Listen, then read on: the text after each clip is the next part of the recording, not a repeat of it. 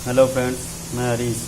आज आप लोगों को मैं बताने जा रहा हूँ कि ग्लूकोज अरबाग मशीन में का पैरामीटर कैसे सेट करते हैं। ओके, तो हम पहले मशीन को ऑन करते हैं। ये मैंने मशीन को ऑन कर दिया, ठीक है। अब इसके बाद आप थोड़ा सा इसमें पहले देख लीजिए, ये ग्लूकोज, ये इसका लिटरेचर है, ठीक है। लिटरेचर में हमको देखना होता है क्या, ऐसे पैरामीटर्स। तो सबसे पहले यहाँ पर लिखा हुआ मोड में क्या हमको देना होता है कि मोड मतलब मेथड से होता है, ठीक है। हम किस मेथड से लगाएंगे और रिएजेंट को, या फिर क्या नाम, कौन सा टेस्ट किस मेथड से लगाया जाता है, उस मेथड को हम बोलते हैं। और ये मेथड इंडिकेट करता है एक किस क्या कहते हैं टाइम में हम लगाते हैं। एक फिक्स्ड टाइम होता है, एक काइनेटिक टाइम होता है, एक एंड पॉइंट होता है।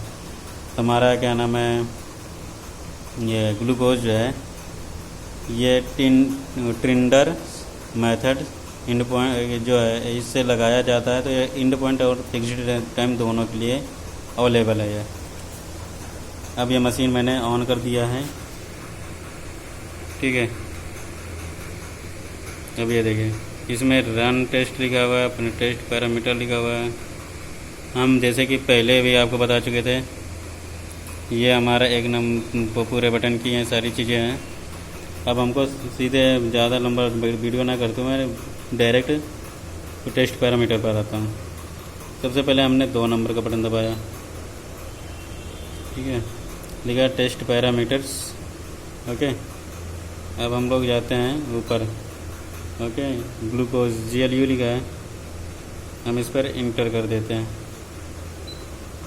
यह है इंटर, हमने ये इंटर कर दिया। अब सबसे पहले हम जो है ऊपर देख सकते हैं, ऊपर वाला बटन दबा करके हम इसका नाम यहाँ से चेंज कर सकते हैं। ये लिखा हुआ, हम यहाँ से जो भी नाम से आएंगे इन बटनों से, कीबोर्ड से हम इसका नाम चेंज कर सकते हैं, ओके।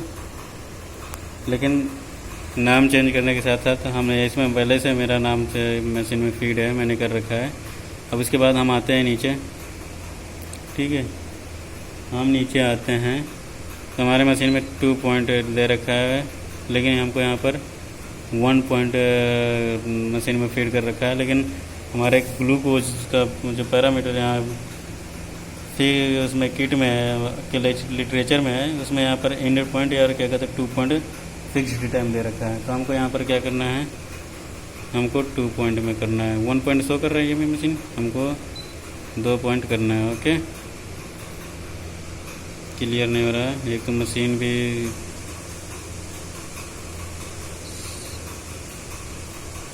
समझ आ रहा है तो, ओके। इसके बाद अब हम करते हैं यहाँ पर 505, देखिए इसमें वेवलेंथ दे रखा है 1, वेवलेंथ 2 दे रखा है 505, 670। वही चीज़ हमको डालना है। सैंपल वॉल्यूम कितना दे रखा है, माइक्रो लीटर में, क्या नाम है, माइक्रो लीटर, ठीक है।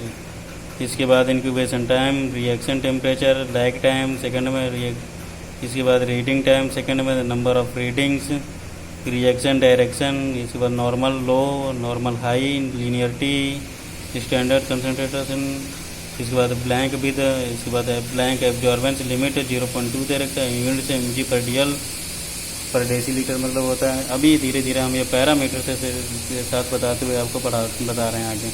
तो मशीन में हम पहले देख रहे हैं 505 नैनोमीटर होता है। सेकंड फिल्ट्रेशन है हमारा इसका 670 है। ये भी मशीन में दे रखा है, मैंने लिटरेचर में आप लोगों को पहले दिखा दिया। इसके बाद रीडिंग OD मतलब क्या कहते हैं कितना दे रखा है, उसमें मतलब 0 दे रखा है, क्योंकि 0 से इसकी स्टार्टिंग होती है, ठीक है।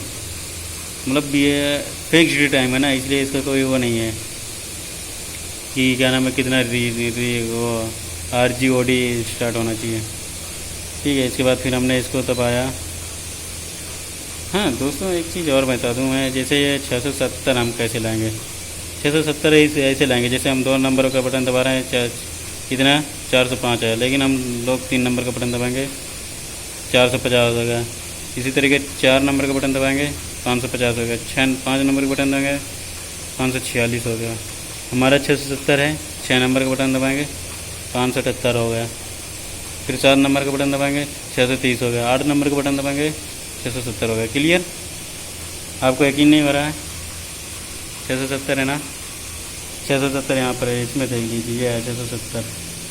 ओके, इसके बाद हम आते हैं नीचे। अब यहाँ पर दोस्तों ये फैक्टर दे रखा है,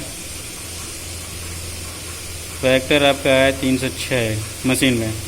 ये पहले का सेव किया हुआ फैक्टर है, लेकिन हम आपको बताते हैं कि जब मशीन को कैलिब्रेट करते हैं तब उस टाइम एक मशीन ऑटोमेटिक अपना फैक्टर ले लेती है, और जो इस टाइम में नई किटें आ रही हैं, और बाकी उसमें नई किटों में एक छोटा सा लिटरेचर भी होता है, उसमें लिख कर के लिखा होता है कि कितने फैक्टर पर टेस्ट हमारा लगना चाहिए। फैक्टर का दोस्तों मतलब ये होता है कि इस फैक्टर पर हमारा काम करेगा, रिएजेंट हो या फिर किट हो, कोई भी चीज़ हो, इतने फैक्टर पर लेकर के हमको मशीन को चलना पड़ेगा। ठीक है, 306 दिख रहा है आगे। क्लियर? फिर इसके बाद स्टैंडर्ड कंसंट्रेशन, स्टैंडर्ड कंसंट्रेशन दे रखा है। आपको मैं बता दूं, ये जो स्टैंडर्ड कंसंट्रेशन इसमें दे रखा होगा, sample volume, incubation time, reaction lag temperature, retaining, reaction direction, unity, standard concentration 100 mg दे रखा है। ये देखो 100 mg पर DL, तो इसी तरीके से हमको डालना पड़ता है।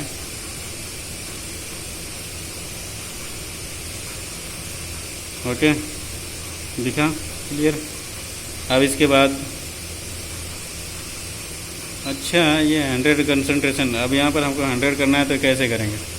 ये 1 नंबर का बटन दबाया, ये 1 नंबर का बटन दबाइए, 0 0। ओके, क्लियर हुआ? अब इसके बाद हम फिर ये देखिए, ये बटन दबाया, डिले टाइम, डिले टाइम इसमें दे रखा है ऑलरेडी। आपका जो इंक्यूबेशन मतलब टाइम दे रखा है, जैसे यहाँ पर लैग टाइम, डिले टाइम और लैग टाइम सेम ही होता है। ठीक है, वही चीज़ इसमें बता रखा है कि डिले टाइम 5 सेकंड बता रखा है, इसमें भी डिले टाइम 5 सेकंड डाल देंगे। इसको जो है यहाँ से ऐसे कर सकते हैं, 5 नंबर का बटन दबा करके, सॉरी यहाँ पर फिर हम ऐसे करेंगे, यहाँ पर केवल और केवल, सॉरी, इसके बाद हम यहाँ पर ऐसे करेंगे। ओहो, ये किया मैंने, ये किया, यहाँ पर पहुँचा, यहाँ पर मैंने 5 नंबर का बटन दबा दिया। ओके, चालू हो गया हमारा। फिर रीडिंग टाइम, रीडिंग टाइम वैसे 0 दे रखा है, यहाँ पर भी रीडिंग टाइम, ये देखिए रीडिंग टाइम मैंने 60 सेकंड दे रखा है, लेकिन हम वो फिक्स टाइम में चलेंगे। ओके, हमको यहाँ पर फिक्स टाइम नहीं करना है, 1 पॉइंट में ही रखना है। ओके, अब इसके बाद हम चलते हैं नॉर्मल, मतलब क्या कहते हैं मिनट में नॉर्मल मिनिमम वैल्यू कितनी होती है? 70 से स्टार्ट होती है, अब सभी लोगों को मालूम है। नॉर्मल मैक्सिमम वैल्यू कितनी होती है इसकी? 140 तक होती है इसमें, लेकिन 110 दे रखा है हम। ठीक है, हम 140 इसको कर दे रहे हैं। ये देखो 140 मैंने कर दिया। ओके, अब आगे बढ़ते हैं हम। टेम्परेचर 37 डिग्री सेल्सियस होता है, इसका भी हमने कर दिया। mg/dl यूनिट होती है, तो mg/dl अगर हमको करना है तो ये 1 नंबर बटन से 2 नंबर बटन से कर सकते हैं। देखिए mg/dl नहीं हो रहा है ना, ये देखिए इससे चेंज हो गया, mg/dl ये नंबर 1 नंबर से आ रहा है। ओके, इसके बाद आगे बढ़ गए RxDRI। ठीक है, इंक्रीजिंग मतलब इसका क्या कहते हैं, जो ग्राफ होगा, ग्राफ किस डायरेक्शन में लगेगा, क्योंकि एक तो फिक्स्ड टाइम होता है, या क्या कहते हैं, या तो फिर एंड पॉइंट है ये, तो हम मशीन को अगर एंड पॉइंट में रखेंगे तो इसमें क्या नाम है, ग्राफ नहीं खींचेगा। ओके, इसके बाद क्या कहते हैं, रीडिंग टाइम, एब्जॉर्बेंस लिमिट है, इसमें क्या नाम है, कितने क्या नाम है उसमें रीडिंग एब्जॉर्ब करेगी। यहाँ पर देखो हमारा 0.2 दे रखा है, ब्लैंक एब्जॉर्बेंस दे रखा है ना, तो वही चीज़ें हैं, यहाँ पर हमको 0.2 कर देना है। ओके, फिर आगे बढ़ना है। रीडिंग मैक्सिमम लिमिट में क्या कहते हैं 2.5 दे रखा है। लीनियरिटी मिनिमम कितनी होनी है, 500 होना चाहिए, ये लीनियरिटी दे रखा है।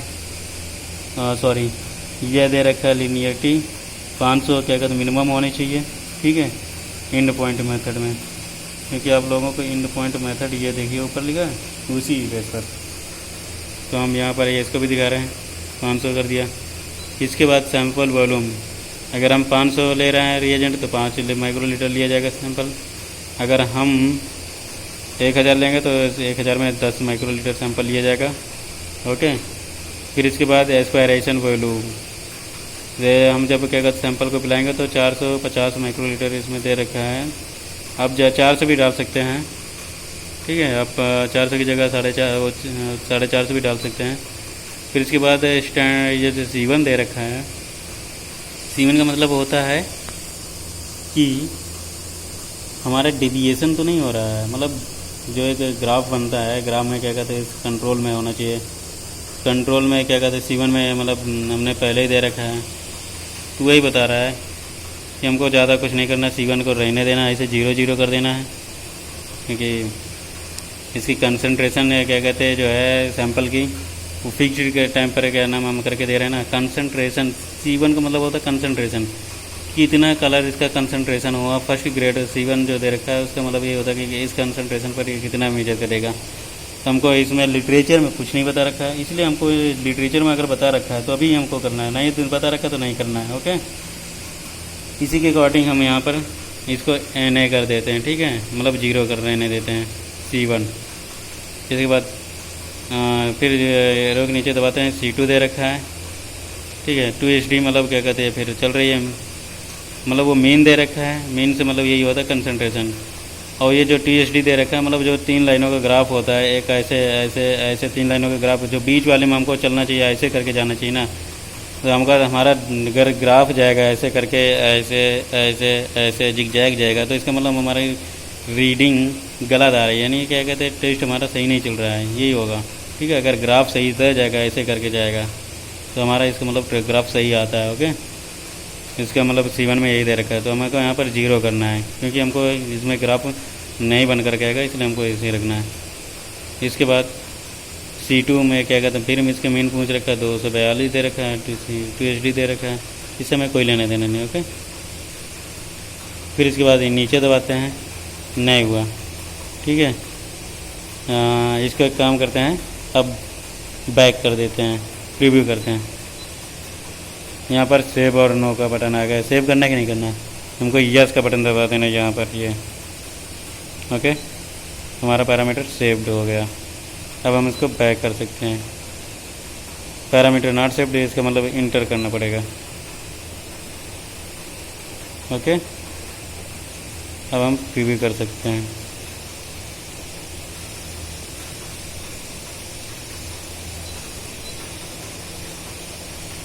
यस,